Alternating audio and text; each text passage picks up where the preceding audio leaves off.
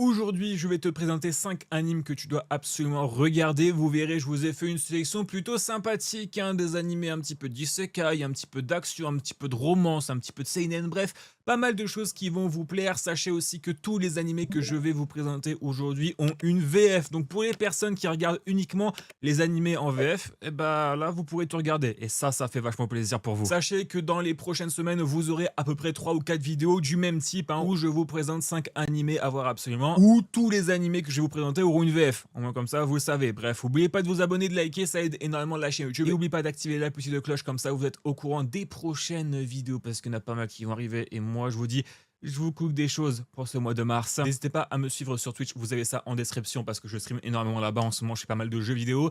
Et sur mes autres réseaux sociaux, hein, TikTok, Instagram, Twitter. On va commencer par le premier animé et je peux vous dire que ça a été pour moi l'un des animés préférés de l'année dernière, donc ça promet d'être très bon. Un jour, une jeune femme se fait renverser par roulement de tambour et très cool. Oui, on a commencé à avoir l'habitude, hein. Mais elle va se réincarner dans la peau de Alicia, la méchante d'un Otome Game. Alors pour ceux qui ne savent pas c'est quoi un Otome Game, c'est un jeu de simulation de drague un petit peu, où en gros tu peux incarner un mec ou alors une fille qui se fait entourer d'un harem. Et en gros, tu vas essayer de draguer tout le monde, grosso modo. Mais Alicia, c'est pas le genre de fille douce et naïve des jeux classiques. Elle déteste les héroïnes parfaites, trop gentilles, qui veulent plaire à tout le monde et vivre dans un monde de faux semblants. Son rêve à elle, c'est de devenir la femme la plus maléfique de ce monde. Une vraie légende qui marquera l'histoire de cet univers. Dès son plus jeune âge, elle s'entraîne sans relâche, étudie, découvre le monde et cherche à devenir imbattable dans tous les domaines, que ce soit au niveau des combats ou alors que ce soit au niveau des études. Pour coller parfaitement à son rôle de méchante, elle va volontairement provoquer des clashs avec l'héroïne. On dirait une nouvelle saison de Clash Contenders. Plus elle va s'efforcer à devenir la méchante de l'histoire et à faire des choses complètement détestables,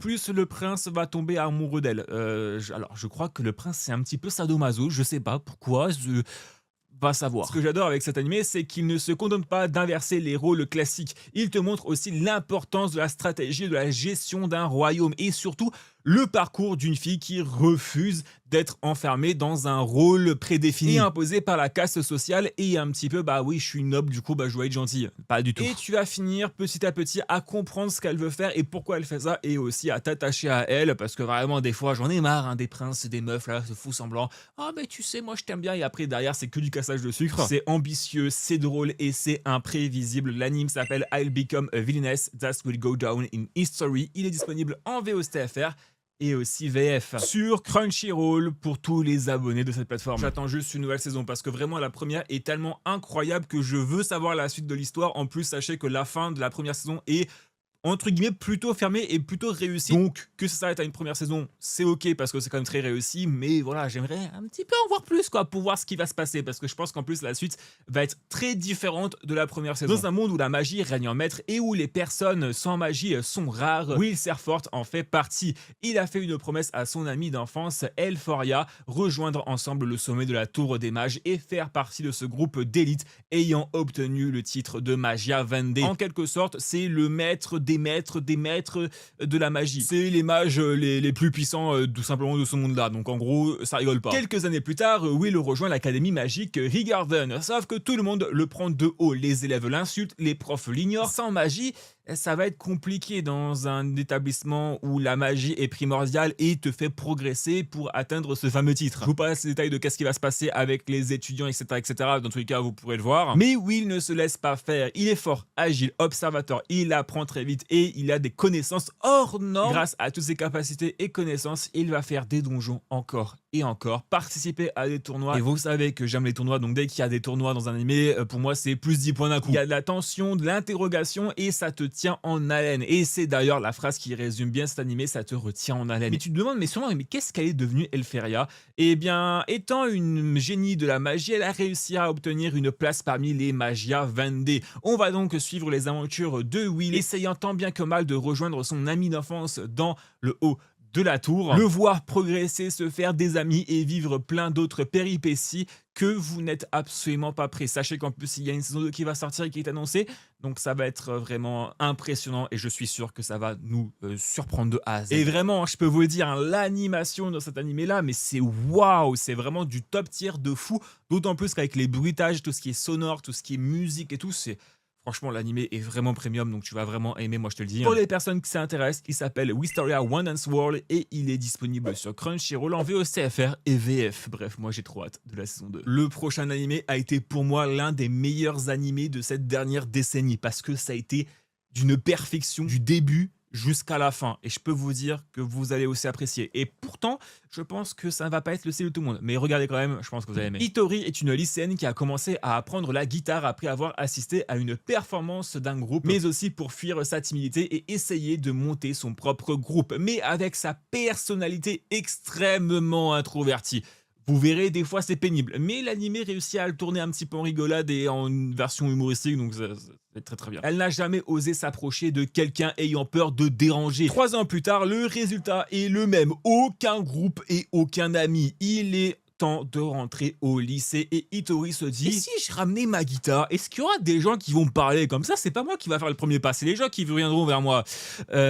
Échec total. Voilà, spoiler, c'est catastrophique. Voilà, personne ne vient lui parler, la pauvre, elle est là dans son coin avec sa guitare. Elle me fait de la peine. Mais un jour, dans un parc où elle s'était réfugiée, elle se fait aborder par Nijika Ijishi qui lui demande de jouer dans son groupe d'urgence. Hitori se fait traîner de force là-bas et c'est le moment pour elle de montrer ce qu'elle vaut. Sauf que, comme d'habitude, tout ne va pas se passer comme prévu parce que oui, Hitori joue super bien, mais c'est une guitariste solo et vous savez que pour les musiciens, bon, je n'en suis pas un, mais vous savez que c'est très différent de jouer en solo et dans un groupe parce que fondamentalement, les choses qu'on te demande et les choses que tu vas faire sont très différentes. À partir de là, elle va devoir se surpasser pour devenir une meilleure guitariste dans son groupe et réaliser son rêve. C'est le début de ses péripéties. Elle va devoir trouver un travail pour pallier à sa timidité et trouver une nouvelle membre pour le groupe parce qu'il manque encore une chanteuse. Dans son groupe, plusieurs personnages, Ijishi, comme je l'ai dit, la fondatrice, plutôt extravertie et douce, Ryo, froide en premier abord mais tout aussi excentrique, et Kita qui viendra un peu plus tard avec un twist assez drôle, qui est plutôt extravertie, joyeuse et sociable, et qui fait aussi partie du même établissement qu'Hitori. Moi j'adore complètement Bocchi The Rock parce que les musiques qu'elles vont jouer, c'est très très très bien. L'animation, alors des fois tu auras des segments qui va dire mais what the fuck, mais qu'est-ce qui se passe à l'écran, mais c'est tellement bien et c'est tellement avec l'univers du personnage, avec ce qui se passe à l'écran que tu es en mode ah ouais, en fait c'est vraiment plutôt cool et t'apprécies finalement à regarder cet animé là et ça passe tout seul. Vraiment l'animé tu regardes quasiment d'une traite parce que c'est trop bien. J'ai tellement hâte d'une saison 2 parce que je crois qu'il y a une saison 2 qui a été annoncée, ou en tout cas il y a plusieurs projets par rapport à un animé ou par rapport à un film qui devrait arriver par rapport à par rapport à Bocchi The Rock. Pour les intéressés, c'est Bocchi The Rock, merci Captain Obvious, et c'est sur Crunchyroll en VOSTFR et VF. Et le manga est disponible aux éditions Meian. Un jour, le royaume de Kryrod a besoin de nouveaux héros pour combattre les démons qui menacent ses terres. Ce royaume a l'habitude de faire des invocations pour évaluer les différentes personnes venues d'autres mondes, afin de choisir qui mérite le titre de héros. Grosso modo, t'as les bonnes stats, tu restes dans le royaume et tu deviens un héros, et à l'inverse, tu te refais dégager dans ton pays. Donc c'est un peu, enfin dans ton monde plutôt, donc c'est un peu, vous l'aurez deviné, ça a mal se passer pour Banasa parce que il a pas le niveau en fait. Parce qu'en fait, toutes ses stats sont au niveau 1. Donc littéralement la merde, sauf que malheureusement il ne se fera pas renvoyer dans son pays. Malheureusement t'es resté ici, t'aurais dû partir, donc on va t'amener quelque part et bonne chance, hein, tu te démerdes de toi.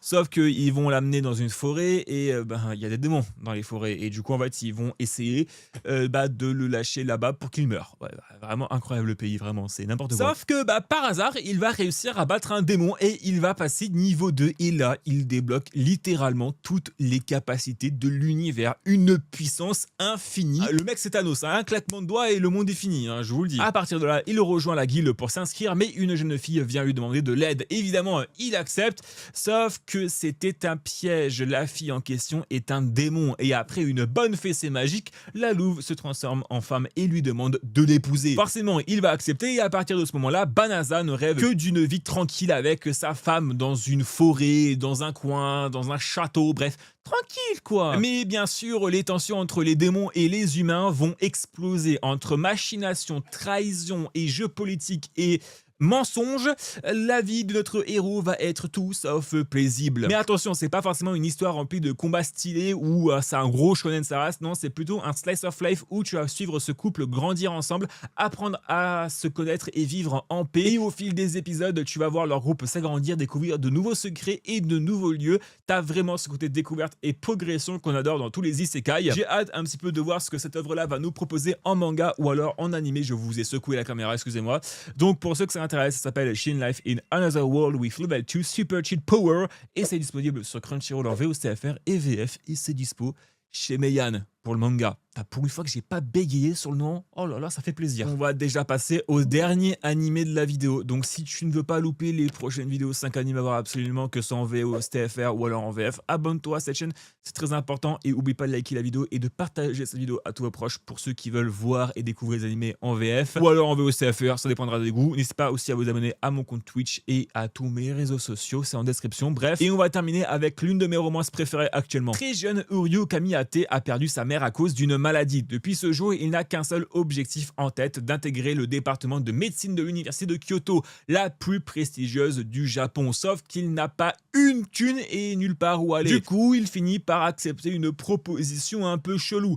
Vivre au sanctuaire à Nagami. Sauf que, en fait, tout ne sera pas tout rose parce que le daron, il est quand même sacrément intelligent. Il va dire, alors, je veux bien que tu restes ici et cohabiter avec mes 3 filles, mais par contre, tu vas devoir épouser l'une d'entre elles. Et c'est là où ça va partir en steak. Parce que d'un côté, tu auras Yae, la douce, un peu tête en l'air, Asahi, l'espiègle pleine d'énergie, et Yuna, la plus sérieuse du groupe, avec un caractère un petit peu caliente et de feu. Hein. Vraiment, elle est...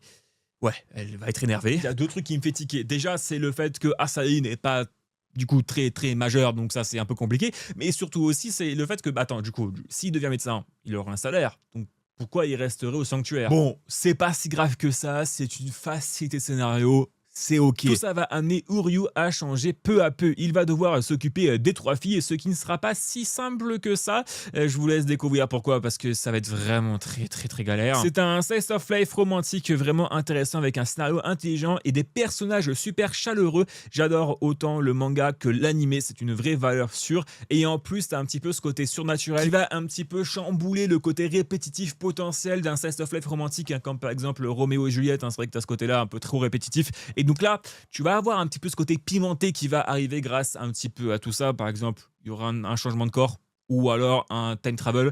Bref, vous verrez, ça va être plutôt bien. Pour les intéressés, c'est How I Married an Amagami Sisters et c'est disponible sur Crunchyroll en VOSTFR et VF.